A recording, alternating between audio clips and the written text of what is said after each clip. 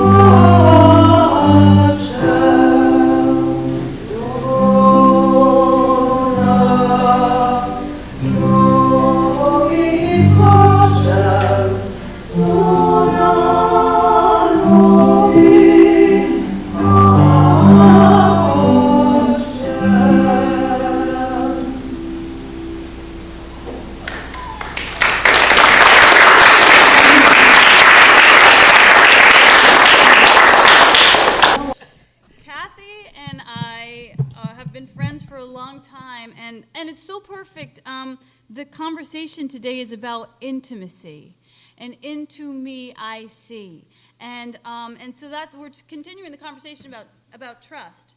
And when we get to experience relationships with each other that have been through some mileage, there's just a nice knowing that no matter what happens, ruffled feathers or miscommunications, that there's a love underneath all of our holier relationships that allows us to be exactly who we are in that moment without apology, without shame. I mean, we've experienced that here, and it's so beautiful. It's so beautiful, and it's so important. Al told me a story one time. I'm going off script right now, but Al told me a story one time that he's never told anyone, and he told me I'm only allowed to tell you after his death. And I gotta tell you something, this story is so incredible that I might actually die with it as well. So that's nice to have a place where we can be our authentic self and share our truth. There's this really great quote from this one of my favorite authors, Frederick Bruckner, and he says that what we hunger for perhaps more than anything else, is to be known in our full humanness. And yet it's often, why do I have two mics? I have one on me. I don't know what the hell I'm mic for. And yet it's often what we fear more than anything else as well, to be known in our full humanness. And it's important, he says, to tell the truth from time to time, to tell our secrets so that we feel truly and fully experienced. Because otherwise, we run the risk of losing track of who we truly and fully are, and little by little we come to accept instead a highly edited version of ourselves that we put forth to the world in hopes that it will be more acceptable than the actual real truth. I mean, don't we do that sometimes? We like dumb ourselves down and we dull ourselves down and we try and, navigate it without giving you the full truth. And so I might tell you that even though I told you that Frederick Buchanan is like one of my favorite authors, my full truth is I've never read any of his books. Never. I've just like read his quotes and I think he's my favorite. But if you want to know the truth about me, the truth is like we say a lot of things that don't mean anything. That don't they're not the full truth. So we get to really say, well, do you know what that means? That actually means that I've read a couple quotes from him and I think he's really cool, but I've never taken the time to actually get to know him. But I did download one of his books on Audible because I don't read anymore, just listen. So it's important for us to tell our secrets. And he also goes on with this quote to say that it's important to tell our secrets because then it gives other people the permission to perhaps share one of their secrets as well. We create this safe space, and that's called transparency, and that's what happens at Speakeasy, and that's what happens at VoiceBox, What's what happens in community. And I think it's incredible that he says that what we hunger for more than anything, not food, not air, not recognition, but fully being known in the truth of our being, in our humanness. So last night I was doing the show, and this woman, afterwards we have a Q&A, and this woman said to me, you share your family stories, and is that okay? Do you have permission to do that with your family? And it came with this question of don't be so shameless about sharing all your truths. How dare you? And there was a time in my life, and maybe in your life, and maybe this still exists in your life, where our families said to us don't hang out the dirty laundry. Don't tell anybody anything, keep it tucked in, because your truth and our truth could get us excommunicated, our truth could get us kicked out of the tribe. And so I explained to this woman, for me, I have always worn my heart on my sleeve. I just don't know another way to go through my processes, and I do process my obstacles in public, and that can be very agitating for people around me.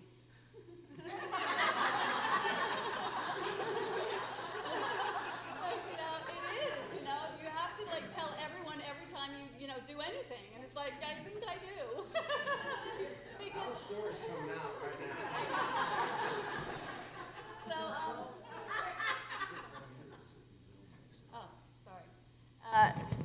Okay, so there. But the reason that I move that way is because I was basically raised in 12-step. And, when I say I was raised in 12-step, I was in 12-step before I was old enough to take a legal drink. That's how soon I got to my bottom. And in 12-step, it wasn't about, when I sat in those meetings, I got to learn the medicine of truth-telling. I got to see how the 12 principles could help to get us to rigorous honesty. And rigorous honesty wasn't, the kind of watered-down, socially approved type of honesty that we masquerade in. Rigorous honesty was harsh. Rigorous honesty was demanding, it was strict, it was unconventional, and it was inflexible. It was the truth, the whole truth, and nothing but the truth that you were invited to tell if you wanted to live. Because at that point in my life, when I found myself in 12-step, I had no place else to go. So I was sort of trained in that in telling my stories, it wasn't going to be the thing that would kill me, it would be the thing that would save me. And I not only saw that for myself, but I witnessed it for friends around me, that as they began to tell the rigorous truth, that it began to be the thing that actually set them free. In fact, they say in the 12-step that we're only as sick as our secrets. And so secrets prevent transparency. So there's this other author who happens to be my favorite author, who I've also read nothing of, except for some quotes, Thomas More. And he says, we need people in our lives with whom we can be as open as possible. To have real conversations with people might seem like a really simple and obvious direction or suggestion, but it also involves like great risk and great courage. So Thomas More is saying, you know, that intimacy is risky, and Frederick Buchanan is saying, yeah, it is risky, but it's worth it. That it's worth it, you know, because it's what we hunger for, and it's what our souls are craving for, to be known in our humanness, our jaggedness, our rusticness. So intimacy is the byproduct of trust, and we're talking about trust this whole month. And we establish intimacy when a person shows up in two ways. The two ways that we establish intimacy is that we show up transparently and we show up consistently. And if you take care of one, it will take care of the other. So if you take care of transparency, that will take care of consistency. It's not always wise to be transparent. You know, this is a hard thing to do. It's not easy to take care of transparency because it's not always a wise choice. And one time, Will and I were living at this apartment, and we purchased a house, and we told our landlady, we purchased this house and we're going to move out because we're going to renovate it. But first we're going to live here until we finish renovating it. And she said, okay, you guys got to go. And we're like, what? And she's like, yeah, because if you finish your, you know, renovation mid-school year, it will be harder for me to rent. So I need you out now so that I can rent someone who's going to stay for the whole time. And Will and I were like, dang, like, why were we so transparent? Like, we could have just, like, hid underneath the, you know, radar. But when we really got down to it, we were like, you know what? It was actually better for us because we didn't have to hide. We didn't have to drag around delusions and pretend that we were something that we weren't. And that's a really hard place to live, is to live underneath all of those, you know, preconceived delusions of things that you're not. So we were actually okay with that. You know, we all have to decide to what degree we're willing to live in transparency. And no one can make that decision for you. But there are tools that can help you to decide how transparent you want to be. And one of those tools is a line of questioning that I think also comes from 12-step, which is, because I'm an oversharer, so I have to use this tool sometimes to, like, really, like, do I need to say this, right? So the tools are 3 questions. Does this need to be said? Does it need to be said by me? Does it need to be said by me now? And most of the time when you go through those 3 questions, the answer can be no, quite often, you know? And so if you still feel like, oh my gosh, but this information is so necessary for the world or the situation or the organization or the individual, like I need to tell them this, but you know it's not yours to say, then you just got to wait and pray. And you just pray to your higher power and say, listen, this guy needs to hear this thing, but he doesn't need to hear it from me, so I'm going to put you in charge, you know, that'd be nice to put God in charge, to deliver this information to that person from some alternative way that doesn't come from my own mouth hole, right? This is specifically important for kids, for parents with kids. They can't hear you.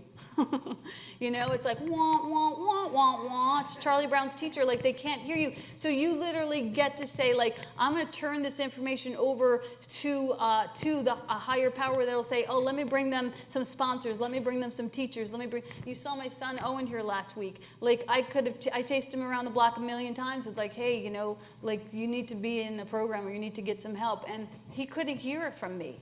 You know, but everything that he learned through his mentors and his sponsors were pretty much the same thing that I was saying. But I had to let go of me being the one to provide it for him, and that takes surrender. So for the most part, I think being transparent is really important, and that the world deserves your transparency. There was a woman in my writers group the other night at Wellness House, and she was saying that she didn't think that the world could handle her truth. And I said, you know what? Maybe it can't handle your truth, but it certainly deserves it. And you deserve to tell your truth. You know, her truth isn't all that pretty. So she's dealing with cancer and these, you know, horrific experiences. So again, truth is not easy, you know, but it's helpful. It's really helpful for us to be truthful. And before we get to develop this kind of transparency, I want to tell you, like, why transparency is more important than, and it does breed consistency. So if you're fully transparent, you know, you become consistent, because you no longer have to worry about what you said to who. Like you can show up really naked to every experience and not have to juggle all these back-end conversations. If you come to every conversation transparent, then your consistency just follows transparency.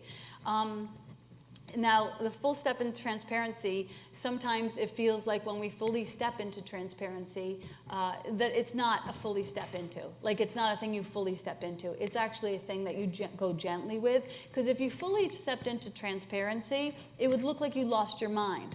You know, it would look like you were like a little kid or a little kid on the spectrum. Those kids are ruthlessly honest, you know? They're like, why is that person fat? Why do they have one leg? Why do you know, why is she ugly? I mean, like, they just have no screener, you know what I mean? And you don't, 12 steps says, like, rigorously honest except for when to do so would cause harm. So that is the one filter, the one caveat, that we don't want to cause harm, that our honesty should be in the spirit of in Los Angeles. Denise. And Denise was so funny.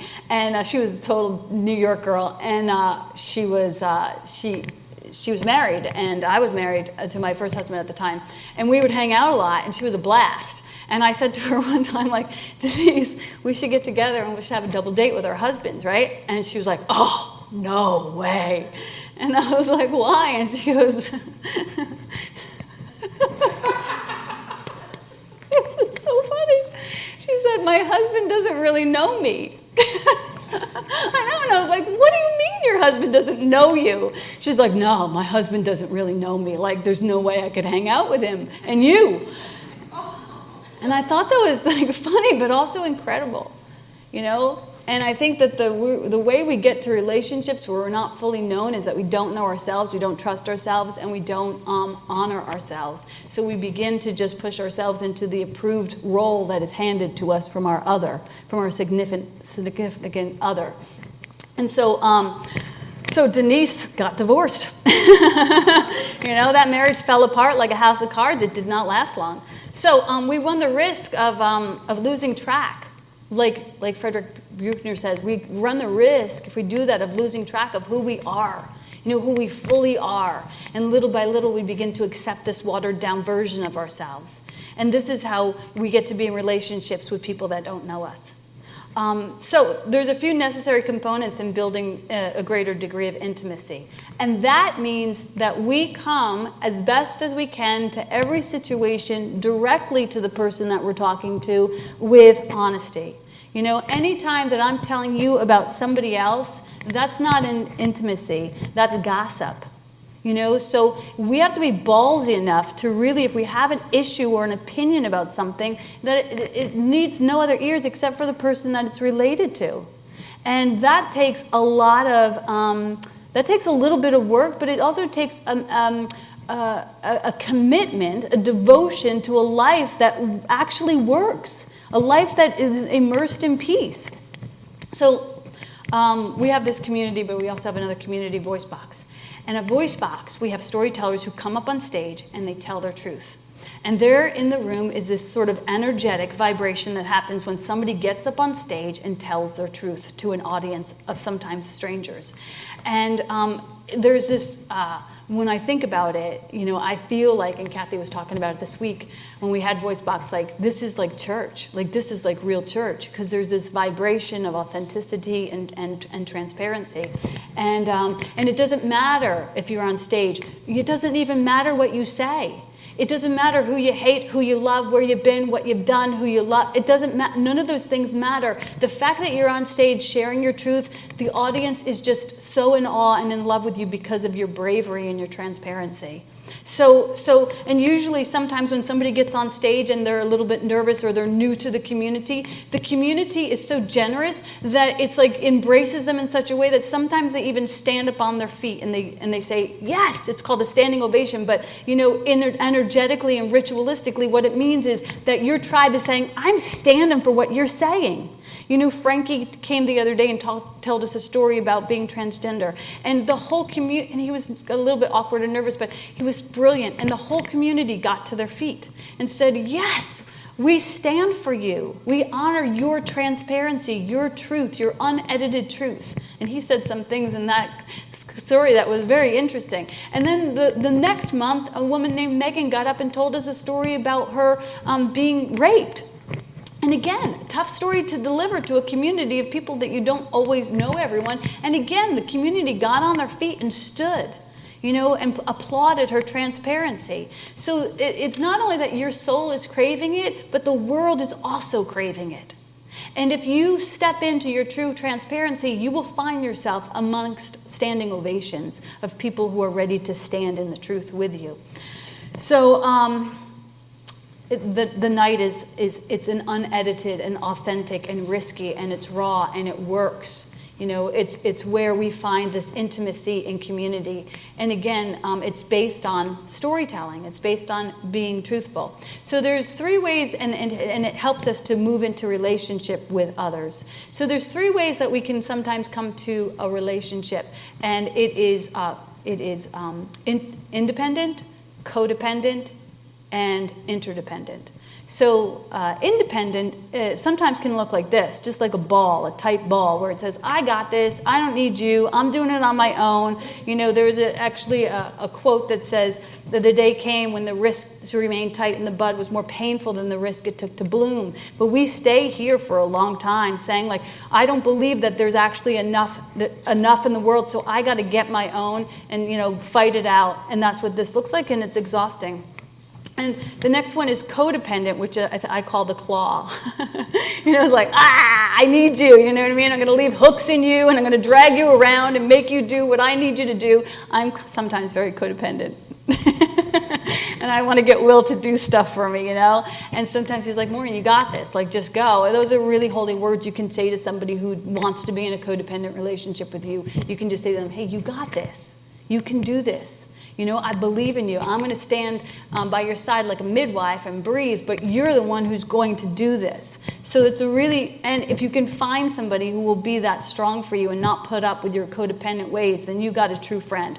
And then the last one is interdependence, where you come holy.